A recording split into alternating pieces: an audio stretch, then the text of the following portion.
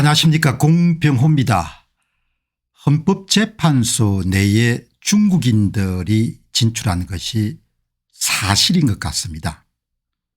정말 처음에는 믿기지 않는 일이었는데 관련된 내용들을 이렇게 살펴보면서 이 중국 사람들이 헌법재판소에 상당수가 이렇게 진출하는 데 성공했고, 또 그들 가운데서 일부 사람들은 한국에 오기 전에 북한 유학을 몇 년씩 한 그런 사람들도 있고, 특히 이번에 윤 대통령 탄핵 재판에 거의 초안을 작성하는 이 탄핵 재판 TF 내에 중국인들이 2명이 헌법재판소 선임 연구관으로 있는 것 같습니다.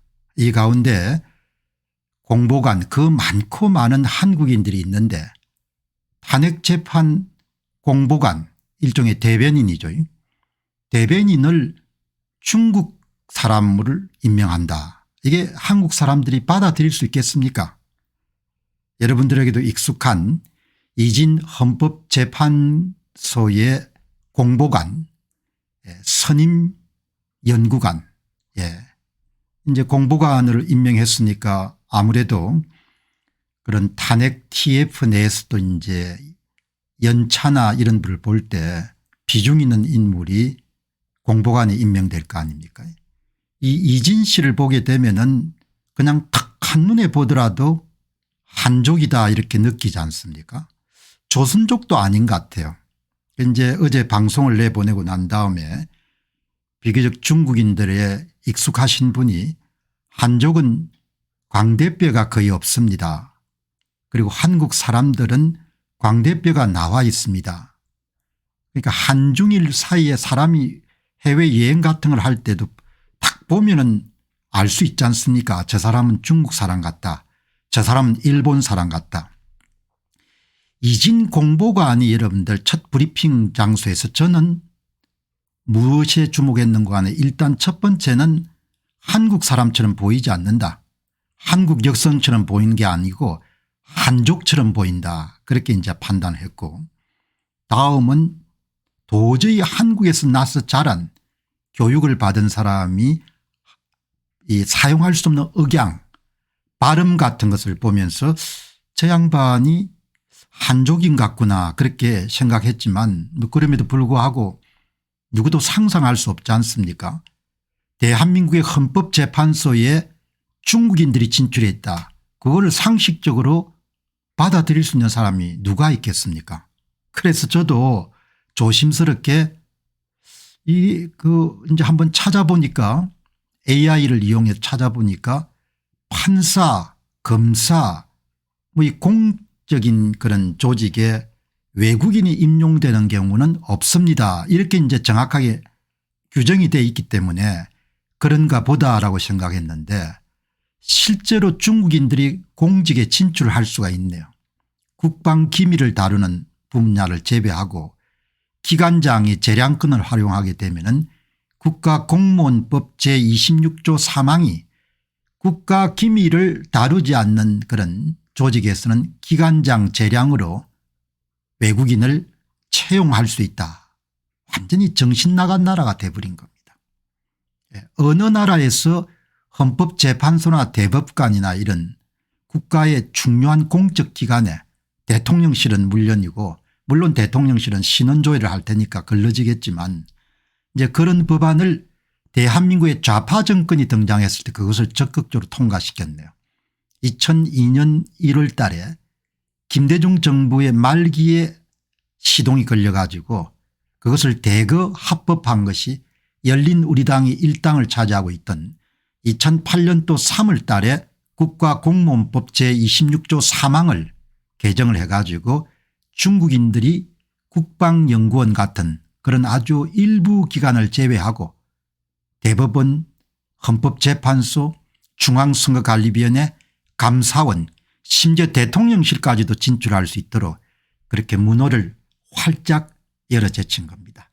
이것은 일종의 반역행위고, 제가 늘 걱정하는 것처럼 선거를 장악한 자들은 궁극적으로 대한민국을 중국 속국으로 만드는 데 기여하게 될 것이다. 일족과 자신들의 이익을 위해서 그런 전망이 지금부터 10수년 전부터 이미 시작이 된 겁니다.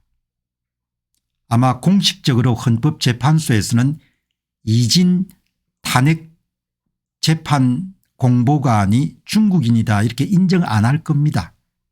그리고 선임연구관에 있는 오헌 씨, 한국인들은 오헌이라는 그런 이름을 쓰지 않지 않습니까? 남자 이름을.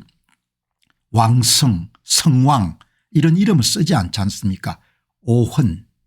그리고 오자가 OH도 아니고 대개 한국인들은 오시면 OH를 많이 쓰죠. OUE 이렇게 쓰지 않지 않습니까? 그래서 헌법재판소가 이런저런 변명을 하지 않더라도 결국 중국인들을 받아들였고 특히 오원 씨 같은 경우는 2030 세대가 추적한 바에 따르게 되면은 북한에 유학 생활을 하고 그다음에 한국으로 건너온 그런 부분이 보이고 또 신분을 세탁한 그런 부분을 확인할 수가 있거든요. 저는 단박에 어떻게 보는가 하니까 중국 공산당은 주변 국가를 제압하기 위해서 모든 수단을 다 동원하죠. 그리고 중국 공산당 입장에서는 전체주의 체제이기 때문에 일반 자유국가와 달리 긴 시각을 갖고 본인들의 목표를 달성하기 위해 가지고 많은 수단을 동원할 수 있는 거죠. 오헌 씨가 북한 유학을 국비 유학생으로 아마 보낸 것 같습니다. 그러니까 뭐 여기서 이제 의심을 하지 않을 수 없는 거죠. 아, 중국 공산당이 장기 계획을 갖고 북한의 여러분들 젊은 인력들을 보내서 훈련을 시킨 다음에 그다음에 한국을 보내서 고등학교부터 시작해 가지고 이렇게 신문을 세탁해 가지고 요직의 사람을 박은 그런 경우에 속하구나 이렇게 볼 수 있거든요. 여러분 실질적으로 저는 한국이 독립국가를 유지할 수 있을 것인가라는 부분에 대해 대단히 우려를 하는 입장입니다. 제가 지난 5년 동안 긴장의 끈을 놓지 않고 계속해서 부정선거 문제를 파헤치기 위해서 전력투구를 해온 중요한 요인 가운데 하나는 이 선거를 장악한 세력들이 결국은 한국을 중국의 속국으로 만들 것이라는 그런 판단이 섰기 때문에 나라의 독립을 유지하는 것이 너무나 중요한데 어떻게 사람들이 선거를 빼앗기는 것을 이렇게 무심하게 대할까 이런 안타까움 때문에 이 문제를 계속해서 추적을 해온 겁니다. 선거관리위원회뿐만 아니고 헌법재판소에 다수의 중국인들이 지금 지출해 있는 것은 사실인 것 같습니다. 그 내용을 또 하나 확인할 수 있는 것은 2월 19일 날 나경원 의원이 나서 가지고 구체적으로 이제 적시를 합니다. 중앙선거관리위원회, 헌법재판소, 감사원, 국가정보원, 대통령실 등 몇 개의 이름들 국가 주요 기관에 대해서 외국인을 공무원으로 채용하는 그런 것을 금지하는 법안을 대표 발의했는데 정말 대한민국 사람들 맛이 가버린 것 같아요. 자기 나라를 지킨다는 생각들이 별로 없는 것 같습니다. 보통 서민들은 먹고 사는데 바빴기 때문에 등한했는데 나라 일하는 사람들이 완전히 나라를 무너뜨려 버린 겁니다. 이번 건을 보면서 대통령이 왜 계엄을 할 수밖에 없었는가 이런 생각을 하신 분들이 많으실 겁니다.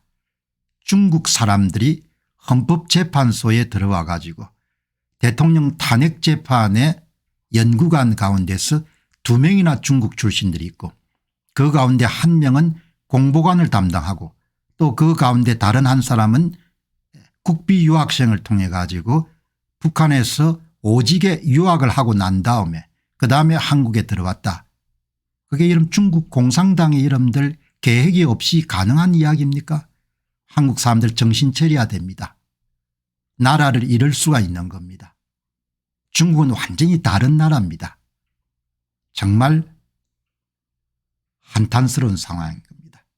늦은 감이 없지 않지만 나경원 의원의 대표 발의한 법률이 통과돼 가지고 이루어지기를 바라지만 그러나 또 부정선거해 가지고 더불어민주당이 다수당이 돼 있으니까 또 간첩법을 거부하는 것처럼 거부하겠죠. 좌익들은 결국은 대한민국을 팔아넘길 겁니다. 외세와 결탁해서 국민들 정신 차리시기 바랍니다. 감사합니다.